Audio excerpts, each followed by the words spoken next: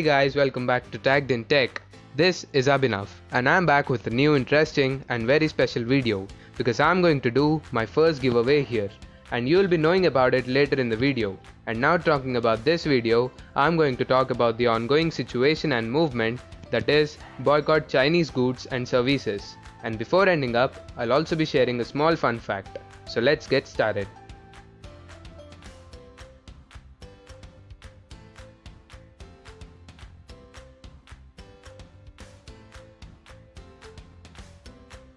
The Indian government has recently banned 59 Chinese apps including TikTok, UC Browser, ShareIt, etc. just to ensure data security. This became a trending topic all over, and then people started thinking about the other goods that Chinese companies had been providing, especially smartphones. The Chinese companies have already taken over a large portion of the smartphone market towards their side. These brands include Xiaomi, Poco, Oppo, Realme, Vivo, Huawei, OnePlus, etc. Lenovo and Motorola may not completely be from China, but most of the product parts are made and assembled in China. People complained about the brands when they started to know that these brands and apps make their personal data unsecure. Anyways, brands like OnePlus could keep up their promise of producing better quality goods and also never had any noticeable software security complaints. Also, the fact that most of these brands have their manufacturing units in India convinces the customers to some extent. But anyways, in the previous days and months, there were few phones from Realme and also the Redmi Note 7S blasted out.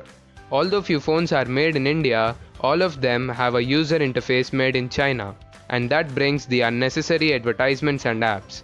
But still, these brands could succeed in the market because they sell their phones at very effective price. So from now, people should start thinking not only about the price but also about the quality and security of their product. And now talking about the alternatives for these brands, that is the non-Chinese brands. First, it's Samsung. This is actually the South Korean company which has been successful since years, and also the mid-range segment, the Galaxy M and A series phones give a good competition. They have also been successful on their flagship devices. Most of the Samsung phones are well known for their display quality, good camera experience and effective price. Next, it's Apple. Everyone's fond of this company and many among us dream to have an iPhone. It is because of the premium quality products that they produce and also the best-in-class camera and secure software. The brand always stood top and never compromised with the design or product quality. Next, it's Nokia. It is one of the oldest brands which had been producing mobiles, phones and smartphones. All smartphones released in the recent days are stock Android, giving you the best experience of Android without any advertisements or bloatware. Nokia also ensures 2 years of Android updates, which is rarely seen on any other smartphone from some other brand. Nokia also gives great product build quality and camera experience at effective price.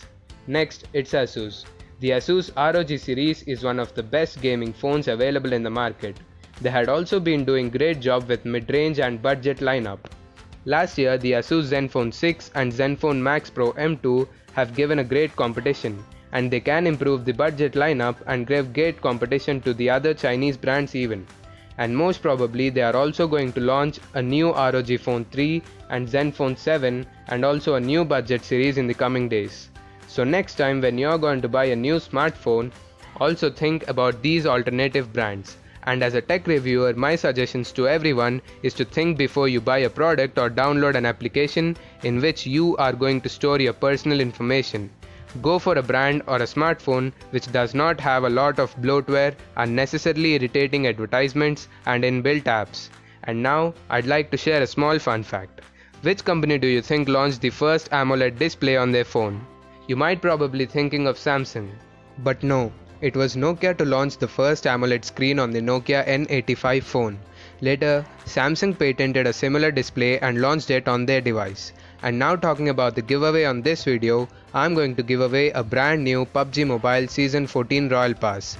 All you have to do is to comment below your PUBG Mobile in-game user ID and follow me on Instagram to know who the winner is.